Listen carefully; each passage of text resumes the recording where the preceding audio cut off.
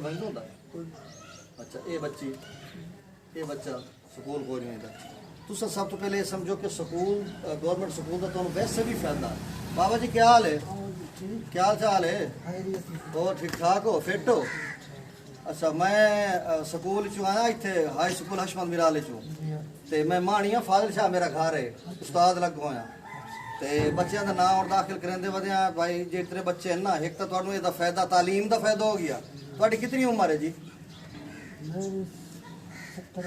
70 साल तो तुसा भी कोई स्कूल पढ़िया है बच्चे ने पूरा करया अच्छा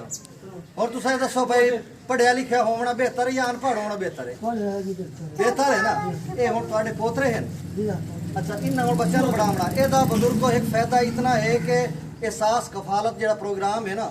ਉਹਦੇ ਵਿੱਚ ਜਿਹੜੇ ਬੇਨਜ਼ੀਰ ਵਾਲੇ ਪੈਸੇ ਹੁੰਦੇ ਉਹਨਾਂ ਦਾ ਨਾਂ ਚੇਂਜ ਹੋਇਆ ਉਸ ਤੇ ਇਹਨਾਂ ਬੱਚਿਆਂ ਨੂੰ ਵਜ਼ੀਫਾ ਹੀ ਮਿਲ ਸੀ ਗਰੀਬ ਬੱਚੇ ਮਤਲਬ ਇਸ ਲਈ ਅਗਰ ਬੇਨਜ਼ੀਰ ਵਾਲੇ ਪੈਸੇ ਇਹਨਾਂ ਦੀ ਵਾਲਦਾ ਲੈਂਦੀ ਹੈ ਉਹ ਵੀ ਤੇ ਤਾਲੀਮ ਤਾਂ ਵੈਸੇ ਹੀ ਹੈ ਇਹਨੂੰ ਤੁਸੀਂ ਬੱਚਿਆਂ ਵਾਲਾ ਸਕੂਲ ਜਿਹੜਾ ਨਹੀਂ ਥਾਂ ਆਪਣਾ ਪਰਲੀ ਸਾਈਡ ਤੇ ਗਰਲ ਸਕੂਲ ਉਹਦੇ ਵਿੱਚ ਤੁਸੀਂ ਦਾਖਲ ਕਰਾਓ ਇਹਨਾਂ ਬੱਚਿਆਂ ਨੂੰ ਤੁਸੀਂ ਸਾਨੂੰ ਦਿਓ ਹੁਣ ਇਹ ਤੁਹਾਂ ਬੱਚਿਆਂ ਨੂੰ ਅਸਾਂ ਦਾਖਲ ਕਰਨਾ ਬੇਟਾ ਇੱਕ ਤਾਂ ਤੁਸੀਂ ਆਉਣਾ ਤੁਹਾਨੂੰ ਕੁਝ ਨਹੀਂ ਆਖਣਾ टाफियाँ खाओ बड़िया चीज़ा तो पैसा है बड़े मतलब जबरदस्त खिडौने ते बेहतरीन माहौल उसी और चाल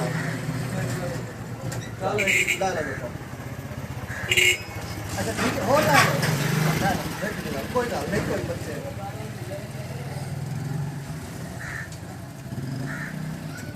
अच्छा बेटा मेरी गल सुनो तेरा क्या नाम पैसा तेरा बीवी के नाम अलीशा तेरा क्या नाम कुर्बान अच्छा वो बड़ा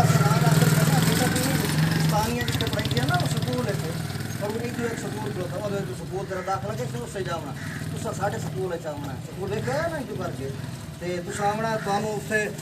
चीज़ां खवेसा बड़िया चीज़ों से रोज बंदी सा उस तो हट के तुहानू वर्दी अगर नहीं ला सकते वर्दी दी सा किताबां दी सा पेंसिलां कापियां हर सा वो तुसा खिडौने नाल खिडेसा आई सही ठीक है आसो ना आसो आसे कुर्बान तू भी आसे ठीक है बेटा तू भी जना ठीक है अच्छा और चाचा जी ना तो अपना ना दाखिल करना कोई कार्ड शार्ड है या सानू हुणे हुणे ये दाख अगे मैं कीती वदा अगर आ जाओ तो हुणे नहीं तो थोड़े जे ठहर के नाल स्कूल है मैं बात आ जाना मैंने पक्का टाइम दे दियो जेड़ा टाइम इन्हें चलो बच्चे का नाम दाख इनू मैं वो पर उस्तानियों दे आसा मतलब उन्होंने दाखिल कराई आते इन्होंने इतों निकल से नाल स्कूल है ये हुण देखो ना इस बच्चे नूं तुसां पढ़ाईसो इस जदा घर संभालना अपना तुसां देखो पूरे खानदान नूं पढ़ाईसी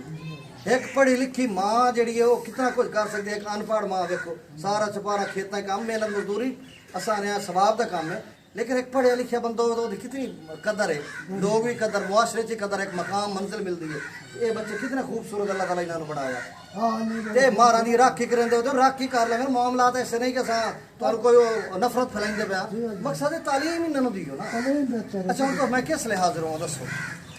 वो मेरा ख्याल है तो मैं नंदे क्यों कोई कुछ नहीं अच्छा वो जरा पता नहीं कोई सरकारी स्कूल दाखिल करेंगे प्राइवेट बुजुर्गों मैं तुम्हें एक बड़ी गल दसना चाहे तुहानू इस चीज़ का नहीं पता सरकारी स्कूलों जितने पढ़े इतने मैट्रिक पढ़ाने वाले उस्ताद होंगे जो सरकारी प्राइवेट स्कूल है जो साढ़े सरकारी स्कूल हैं असा बड़े टेस्ट दे के बड़ा चुनी के हमने आ बड़े पढ़े लिखे हैं बड़े क्वालीफाइड हैं तुहानू एक होर फायदा उसी गवर्नमेंट स्कूल है तुसा आओ इन्ना बच्चों का वजीफा भी तुहानू मिलसी साडा सिस्टम ऑनलाइन होता है कंप्यूटर के उत्ते ना ऑनलाइन इन्हां दे बच्चों के इंदराज हो सी बेफार्म बढ़ सारा कुछ हो सी उस तो बाद एहसास कफालत दे विच तुहानू पैसे मिल से प्राइवेट स्कूल है तुसा दाखिल करो तो क्या बेनीफिट मिलना कुछ नहीं मिलना तुसा एक दफ़ा तुसा चलो मैनू एक दफ़ा तुसा आके सानू चेक करो बल्कि तुसा मकामी हो ये तुसा मैनू टाइम दियो जिस तरह तुहाडा बेटा बैठो सी ये तुहाडे पोतरे मैं आवे सा करो मुतमैन हो सी ठीक है जे ना हो सी तो बाद नहीं मर्जी तुसा मैं टाइम दियो मैं खेल लिया मैं साजरे के मैं साजरे आ जाता स्कूल आऊँ 6 बजे आ जाता सिर्फ 2 सुबह कितने बजे आऊँ तकरीबन कितने बजे 6:30 बजे तो चले भाई नहीं 7 बजे जानते मैं 6:15 बजे होगा डन हो गया ठीक हो गया जी ओके जी